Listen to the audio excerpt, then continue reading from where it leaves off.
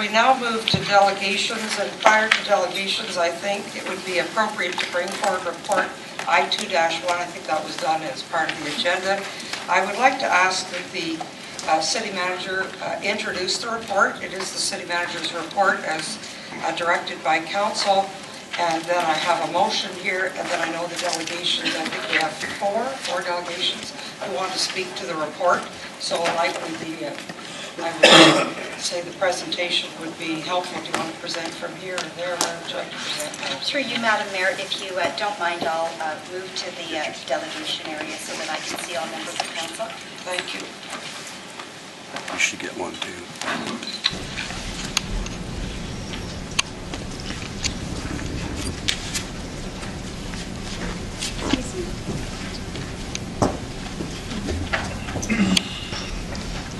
You're up. You press.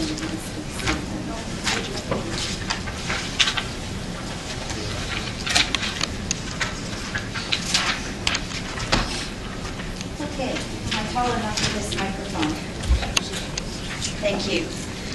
It is my pleasure to be reporting back to council as directed in December of 2010. You'll see the package in front of you. We are going to focus the presentation this afternoon on the proposed Code of Conduct for members of council, and to talk about the retention of an integrity commissioner on an interim basis, to talk to you about the preliminary budget for consideration in the 2011 budget, and to talk to you a little bit about the updated expense policy for the mayor and members of council. Some of you will have seen today a story in our local Brampton Guardian where it was referenced that the city manager had been given 100 days to approach and to complete this task, and the Guardian said that that had been done in 56. Well, if you take out the weekends, I think it's actually something like 39, but given that the staff team did in fact work most weekends, I think we'll stick with the 56 days.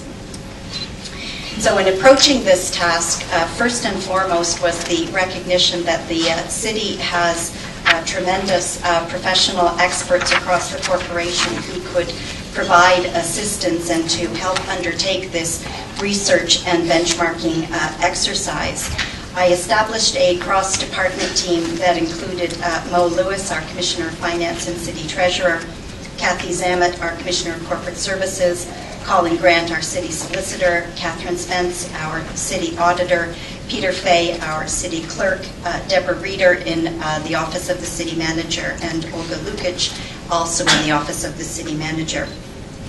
We began by conducting the research and benchmarking exercise to ensure that we had the most up-to-date and useful information as it related to what the municipal sector has been doing with respect to codes of conduct and appointments of integrity commissioners.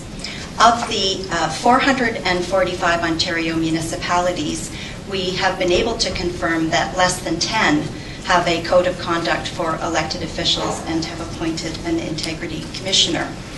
The most notable examples that will be familiar, I expect, to members of council and to members of the public that are joining us today are the cases of the City of Toronto and the City of Mississauga.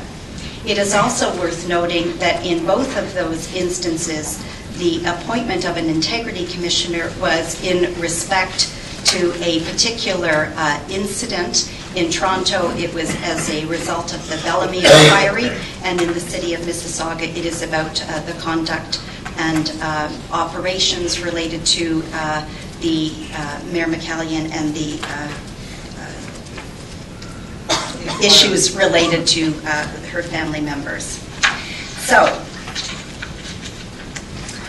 in developing the Code of Conduct, first and foremost, and this is, I'm sure, a refresher for all members of council, we have assembled for you in a binder all of the legislative references that are applicable to elected officials, and they are quite extensive and are those that bind and shape municipal elected official conduct and behavior. And you can see the list here in front of you. I know that most of these things are backdrops to the way that you operate. They are, of course, complemented by our own City of Brampton policies, bylaws, and protocols.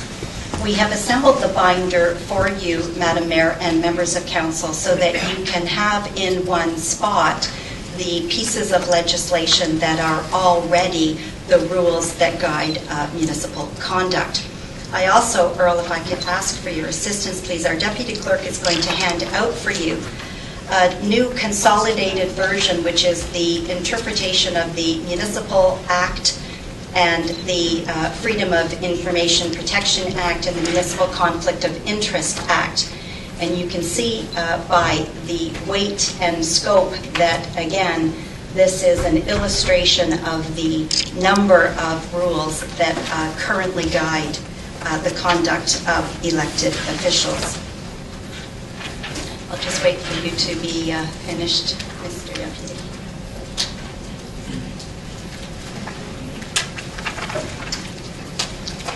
We're going to pause and read this now. We'll be back to you in a minute.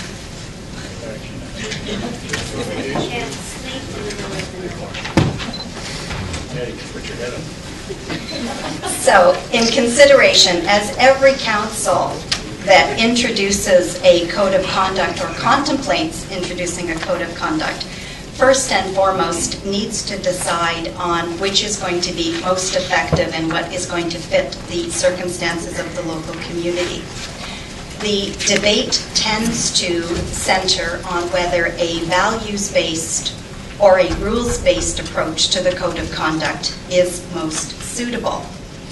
A rules-based approach, generally speaking, establishes rigid boundaries for conduct and does attempt to prescribe the do's and don'ts of municipal elected official behavior and conduct. It also, of course, requires compliance with the letter of the law as it is written.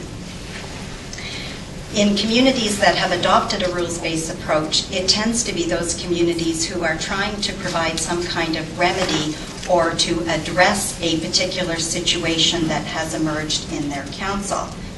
A prescriptive code of conduct, then, is introduced as a way to instruct and to guide elected officials on what they can and cannot do. A values-based approach, on the other hand, uses principles and standards to guide behavior, and it complements existing laws and policies. And you can see from your 3-inch ring binder and the consolidated legislative tool and handbook that was just given out to you, we aren't without rules in the municipal sector. A value-based approach in developing a code of conduct also allows elected officials to apply their judgment on a daily basis when exercising their responsibilities. It also avoids having to prescribe or detail every single conceivable interaction an elected official might have. So if you adopt a rules-based approach, you end up with an attempt at developing a very exhaustive list. And inevitably, you will come up against a situation that hasn't been contemplated, and because it's not in your code of conduct, would fail to provide guidance to that elected official. A values-based approach, on the other hand, that is used as a complement, of course, to all of the rules and regulations and laws that already bind your behavior, can be used as a guide and a way to empower and build upon your best judgment.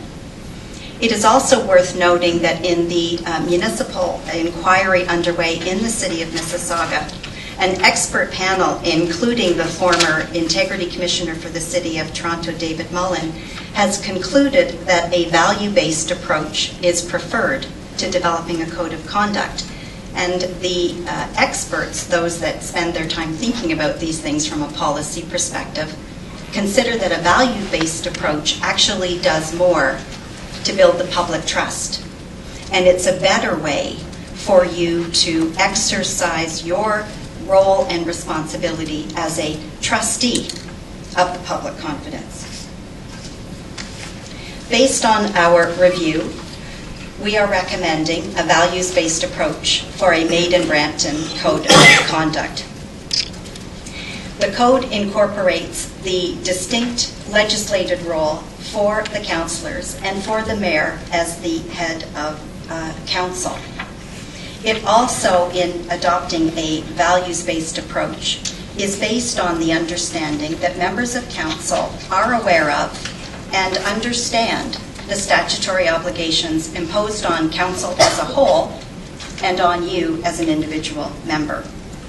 The principles that we have identified in the Code of Conduct are areas that we believe are important areas of public trust that reflect the interest and expectations of the public. These include conduct respecting measures to achieve transparent, accountable, and good governance, the use of corporate resources, and the treatment of gifts, hospitality, and benefits. In terms of the conduct for transparent, accountable, and good governance, there are 3 areas of focus that we would like to touch briefly on. One is the conduct for council and committee meetings.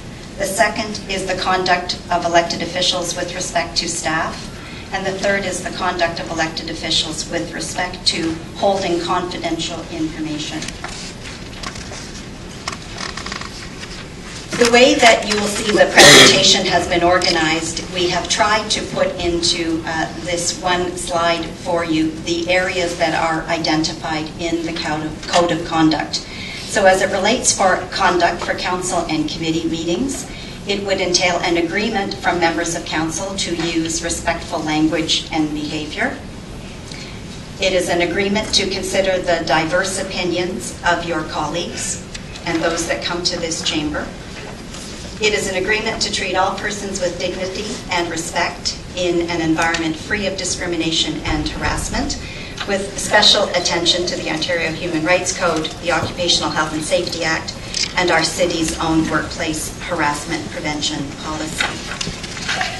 Adherence to our procedure bylaw is often and is probably the easiest for members of council, because as seasoned elected officials who have served many terms, you are aware of what you're supposed to do in a council and committee meeting. It is, of course, in the interest of spirited debate that sometimes the conduct in the council or committee meeting can sometimes become emotionally charged.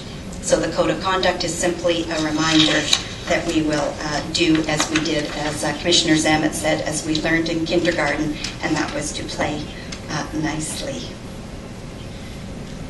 With respect to the conduct respecting staff, members of council would agree that staff members serve council as a whole under the direction of the city manager. And there would be agreement that staff members will establish the appropriate policies, systems, processes, and internal controls to implement the decisions of council. And third is the agreement that staff members will provide advice to council free from influence from any member of council or any faction of council, and will provide advice based on political neutrality and professional advice. And these, of course, are going to be self-evident, and this is, again, a reminder.